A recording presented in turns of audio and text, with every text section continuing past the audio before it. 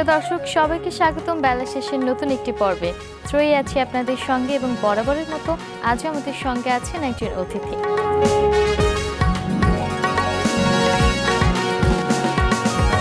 প্রিয় দর্শক, চলে এলাম আমাদের আজকের অতিথি পর্বে। আজ আমাদের সঙ্গে অতিথি হিসেবে উপস্থিত আছেন সঙ্গীত পরিচালক অজয় মিত্র। কথা বলবো তার সঙ্গে। আপনাকে অনেক স্বাগতম আমাদের অনুষ্ঠানে। আপনাকেও ধন্যবাদ। জি, একটি যন্ত্র দেখতে পাচ্ছি, শুরুতেই এটি সম্পর্কে একটু জানতে চাই। এটির নামটি আসলে কি? এটার নাম হচ্ছে দিলরুবা।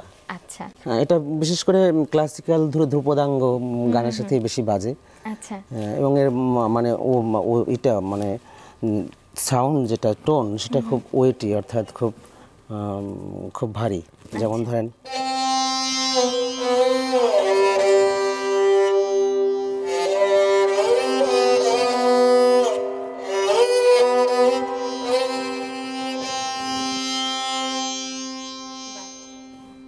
অসাধারণ চমৎকার একটি যন্ত্র।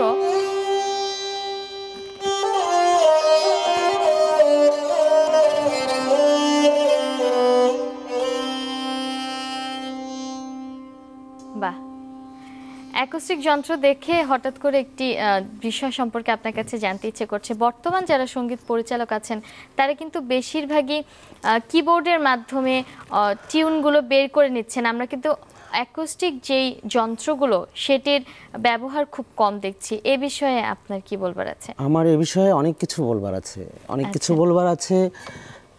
আমি বলতে চাচ্ছি এই কারণেই, কারণ আমি যেটা এতদিন দেখে এসেছি বা বুঝে এসেছি, আমার বাবার থেকে শুরু করেই, আমার বাবা একজন গুণীজন, উনি এই যন্ত্র তার যত বাজাতেন, এখনো বেঁচে আছেন উনি, অজিত কুমার মিস্ত্রি। তার যন্ত্রে বিশেষ করে শ্রুতি নির্ভর ইনস্ট্রুমেন্ট, অর্থাৎ কিবোর্ড, হারমোনিয়াম যা বলেন, এগুলো একটা ছকে বাঁধা ইনস্ট্রুমেন্ট, অর্থাৎ ঘাট থেকে সরার কোনো ওয়ে নেই। কিন্তু আমার কথা হচ্ছে ছা থেকে রে, এর মাঝে কিন্তু অনেকগুলো শ্রুতি আছে। হ্যাঁ, যখন আমি সেই শ্রুতিগুলো লাগিয়ে গান করব, তখন আমি কিবোর্ড ধরে সেটা কি পারবো? অবশ্যই পারবো না। ইভেন হারমোনিয়াম ধরেও সেটা পারবো না। হ্যাঁ, সেখানে আমাকে নয় কোনো সুর যন্ত্রের, অ্যাকোস্টিক তার যন্ত্রের সহযোগিতা নিতে হবে। হ্যাঁ, আর দ্বিতীয় কথা হচ্ছে মিউজিক ডিরেক্টর সম্পর্কে আপনি যেটা বলেছেন, সঙ্গীত পরিচালনা আমরা যেভাবে শিখেছি সেই অর্থে সঙ্গীত পরিচালনা এত সহজে একটি সংজ্ঞা হয়ে গেছে। এখন একটা সঙ্গীত পরিচালকের টোটাল দিকগুলো সম্পর্কে জানতে হবে। আচ্ছা, এই দিকগুলো কি কি হতে পারে আপনার মতে? অ্যাকোস্টিক ইনস্ট্রুমেন্টের যে প্রয়োগ, আমি যদি এই যন্ত্রের মাপটা না জানি, অর্থাৎ আমার এখানে কটা ফ্রেড আছে, এটা কোন স্কেলে বাঁধা যাবে, আমি সেই যন্ত্রটা সম্পর্কে না জানলে তো আমি সেটার পিচ বানাতে পারবো না। আন্দাজে একটা পিচ বানিয়ে দেবো, দেখা যাবে সেটা যন্ত্রী এসে বাজিয়ে দিয়ে গেল তার মতন করে, কিন্তু আমি যে ডিরেকশন করে পিচটা দিলাম সেটা কিন্তু হলো না। কারণ তার কারণ হচ্ছে আমি এই যন্ত্রটা সম্পর্কে জানি না। আচ্ছা আচ্ছা, সবকিছুই জানতে হবে। অবশ্যই অনেক কিছু জানার আছে এবং খুব মাস্টার হতে হবে তাকে, টোটালি মাস্টার হতে হবে। অর্থাৎ গানের খুঁটিনাটি বিষয়গুলো তাকে এত বুঝতে হবে। এটা আমি খুব মনে করি আর কি। এটা হচ্ছে কথা। আমার এই জেনারেশনের ব্যাপারে কিছু বলার নেই। আমার ছেলেও গান করছে, ও হয়তো ওর মতোই করছে, অন্যদিক চলে যাচ্ছে, আমি ধরে রাখতে পারছি না। তার কারণই হচ্ছে কেউ অ্যাকোস্টিক ইনস্ট্রুমেন্ট শিখতে ইন্টারেস্টেড না, এবং আমরা দুর্ভাগ্য, আমরাই আসলে বলবো এটা আমাদের পরাজয়, আমরা এটা পারিনি। আমাদের জেনারেশনকে যে আমরা ক্লাসিক্যালটাকে এই জায়গাটাতে যে ইনভলভ করতে পারিনি, সেটা আমাদের দুর্ভাগ্য। ওরা যে ওয়েস্টার্ন কালচারের দিকে যাচ্ছে, সেটা আমাদের জন্য আর কিছু বলার থাকে না। আচ্ছা, আপনি শিখেছেন কার কাছে? আমার বাবার কাছ থেকে। আচ্ছা, এবং বাবা কি বাজাতেন? এসরাজ বাজাতেন? হ্যাঁ, এসরাজ বাজাতেন এবং রবীন্দ্রনাথের গানটা খুব ভালো করতেন। আচ্ছা, উনি নিভৃতচারী গুণী, আত্মপ্রচার বিমুখ, এরকম। তো আমার কথাটা কিন্তু শেষ হলো না, আমি খুব রিকোয়েস্ট করতে যাচ্ছি যে সঙ্গীত পরিচালক কথাটার অনেক বড় মানে, সেটা এত ছোট করে একজন কিবোর্ড বাজাতে পারলেই সে যে সঙ্গীত পরিচালক লিখবে বা পরিচয়টা দিবে, এটা খুব আমার কাছে কেমন মনে হয় যেন, আমার কাছে খুব অমিল মনে হয়। আশা করছি এই অমিল থেকে আমরা বের হতে পারবো। একটি বিরতি নিয়ে এসে আরো কথা বলছি আপনার সঙ্গে। প্রিয় দর্শক, আমাদের সঙ্গেই থাকুন, ফিরছি ছোট্ট একটি বিরতির পর।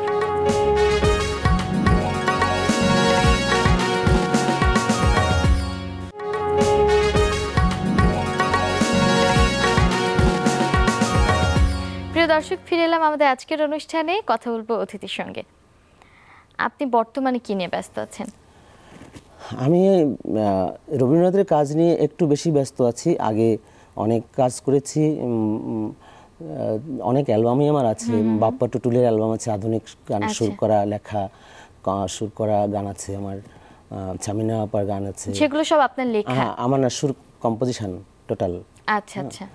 আর শুধু বাপ্পা টুটুলের যে কাজটা করেছি, এটাতে আমার খুব বন্ধু, নিয়ারেস্ট বন্ধু পার্থ মজুমদার, ওকে আমি বলেছি, বন্ধু আপনি করেন, আমি আপনার সাথে আছি, সর্বক্ষণ সাথে ছিলাম। সঙ্গীত পরিচালকের দায়ভারটা তার উপর দিয়ে দিয়েছিলাম। আমি যেহেতু সুর আর কথা নিয়ে খুব ব্যস্ত ছিলাম এবং খুব মানের একটি অ্যালবাম করেছিলাম বাপ্পা টুটুলের। অ্যালবামটা এখনো পাওয়া যায়, ভালো মানুষ শুনে। এই শ্রাবণী তুমি অ্যালবামটির নাম। তারপরে করেছি প্রিয়াঙ্কা গোপ, মামুন শাহিদকে নিয়ে একটা অ্যালবাম করেছি। প্রিয়াঙ্কা গোপ ইউনিভার্সিটির ক্লাসিক্যাল টিচার। ওটাও বের হয়ে গিয়েছে। এখন আমি কিছু একটা অ্যালবাম করছি রবীন্দ্রনাথের গান নিয়ে। আমি কিছু শিল্পী, আমাদের পুরানো কিছু শিল্পী আছে যারা আসলে শিল্পী ছিলেন, খুব নামকরা শিল্পী ছিলেন, ওনাদেরকে নিয়েই আমি একটা অ্যালবাম করছি। যেমন এই অ্যালবামে কি ধরনের গান থাকছে? যেমন এই অ্যালবামটা হচ্ছে কি, অ্যালবামটা আমি যেটা বলতে চাচ্ছি যে রবীন্দ্রনাথের গান নিয়ে অনেক ধরনের অনেক মিউজিক করে গানটাকে নষ্টও করে ফেলছে। হ্যাঁ, ওয়েস্টার্ন ইস্টার্ন এটাকে মিলিয়ে টিলিয়ে মানে একটা জায়গায় নিয়ে দাঁড়া করা হচ্ছে যেখানে গানের মিনিংটা শেষ হয়ে যাচ্ছে। তা আমি চেষ্টা করছি যে ওয়েস্টার্ন করেই করছি, কিন্তু গানটার মিনিং লেস যেন না হয় এবং গানটা যেন থাকে সুন্দর। হ্যাঁ, গানটাকে অক্ষত রেখে আমি, সাবাতান্নি গাচ্ছে, জুয়েল গাচ্ছে, আমাদের বাপ্পার একটা গাওয়া আছে। গানের কথাগুলো এবং সুরগুলো কিন্তু সব জায়গায় একই রকম থাকছে, তারপরেও যে ওয়েস্টার্ন করার প্রক্রিয়াটা, এটি আপনি কিভাবে ভিন্ন করে তুলছেন? এটা আসলে হচ্ছে কি, রুচির ব্যাপার। যার কাছে যেমন জামা পরার মতো আর কি বিষয়টা, যে আমি এই গানটাকে কিভাবে সাজাবো, আমার রুচিবোধ, আমার সেখানে কি সব অ্যাকোস্টিক যন্ত্রগুলো থাকছে? অ্যাকোস্টিক্স থাকছে, ওয়েস্টার্ন ইনস্ট্রুমেন্ট, ইস্টার্ন মিলিয়ে থাকছে। আচ্ছা, আপনার কণ্ঠে একটি গান শুনতে চাই এখন।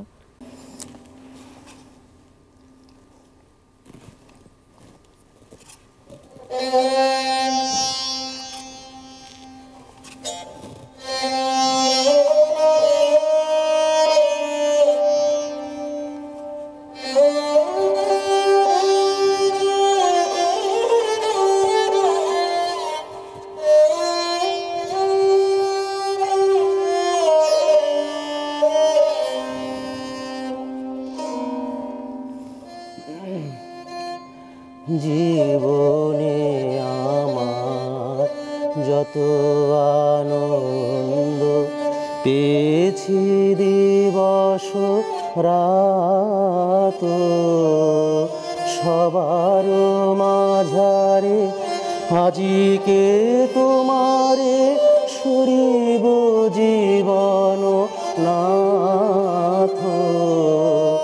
জীবনে আমার যত আনন্দ,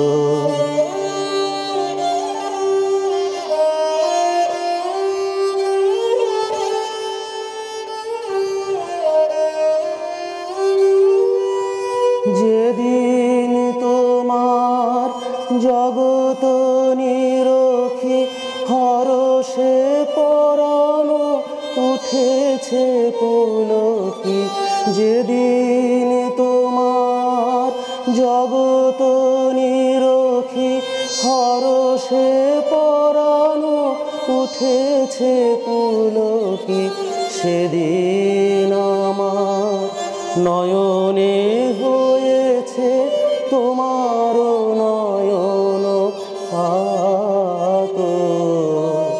জীবনে আমার যত আনন্দ।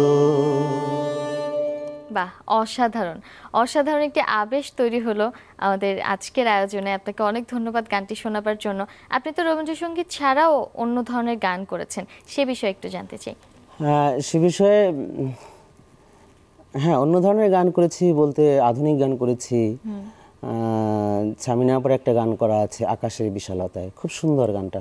তারপরে শাম্মী আপার কণ্ঠে একটি গান আছে, আমি ধন্য মাগো জন্ম তোমার কোলে, দেশের গান। গানটা খুব ভালো এবং প্রায়ই শোনা যায় বাজে গানটা। তারপরে সুবিরদার একটা দেশের গান করেছি। তারপরে ওদিকে আরও আছে জুনিয়র কিছু আছে যারা আমাদের ছোট, যে প্রতীকের গান করেছি। আচ্ছা, আরও আছে অনেক, আমি বলতে পারবো না, আমি তো অনেক দিন ধরে কাজ করি। আচ্ছা, তাহলে আরো আর কথা বাপ্পা টুটুলের গান কাজ করলাম জি, জি, এটার জি। মধ্যে। আচ্ছা। তো আমি নিজের অ্যালবামে গান করেছিলাম, সেখানে একটি ফোক গান আছে আমার গাওয়া। আচ্ছা, এই ফোক গানগুলো সম্পর্কে জানবো আরেকটি বিরতির পর। প্রিয় দর্শক, আমাদের সঙ্গে থাকুন, নিয়ে নিচ্ছি ছোট্ট আরেকটি বিরতি, ফিরছি খুব শীঘ্রই।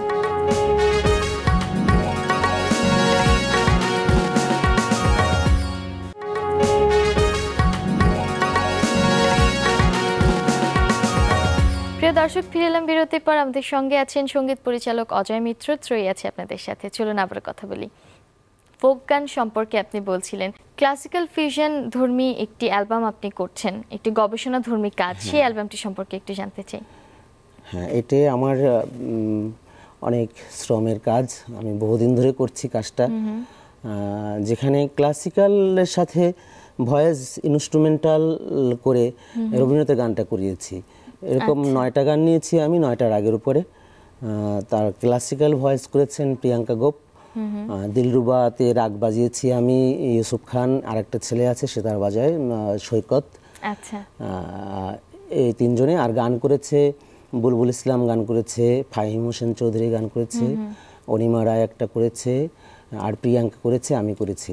আচ্ছা, ওই অ্যালবামটা বের হচ্ছে লেজার ভিশন থেকে, খুব ইমিডিয়েটলি বের হচ্ছে। আচ্ছা, সবগুলো ক্লাসিক্যাল গান? হ্যাঁ, ক্লাসিক্যালের সাথে রবীন্দ্রনাথের গানের ফিউশন। আচ্ছা, মানে রবীন্দ্রনাথের গানের ফিউশনটা বলবো না ঠিক, আমি যেটা বুঝিয়েছি যে রবীন্দ্রনাথের গান, রবীন্দ্রনাথ তো রাগকে আশ্রয় করে শুরু করেছেন, সে কোন কোন অঙ্গে চলে গিয়েছেন সুরগুলো নিয়ে, আমরা সেই সুরগুলোই দেখিয়েছি।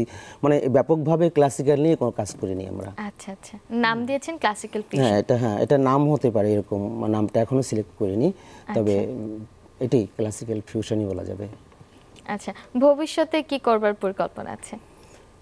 ভবিষ্যতে এই যন্ত্রটা বাজিয়ে নিজে নিজে গান গাইবো, কেউ না শুনুক, আচ্ছা, এটা ইচ্ছা আছে।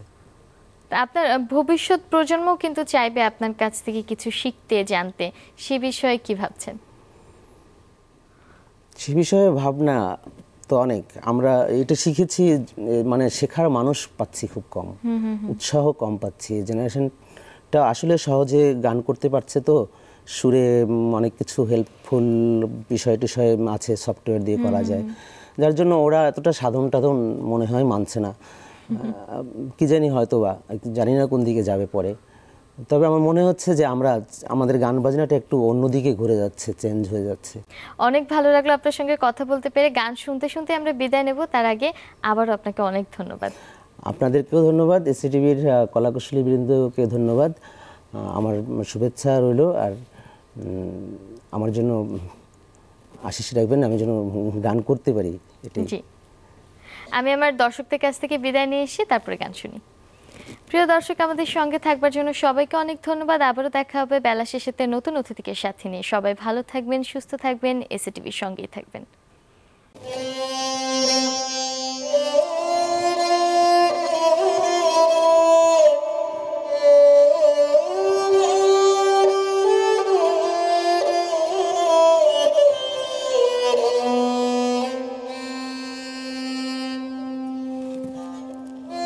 আমি জেনে শুনে বেশ করেছি পান, আমি জেনে শুনে বেশ করেছি পান, প্রাণেরও আশা ছেড়ে সপেছি প্রাণ, আমি জেনে শুনে বেশ করেছি পান, প্রাণেরও আশা ছেড়ে সপেছি প্রাণ, আমি জেনে শুনে বেশ করেছি পান।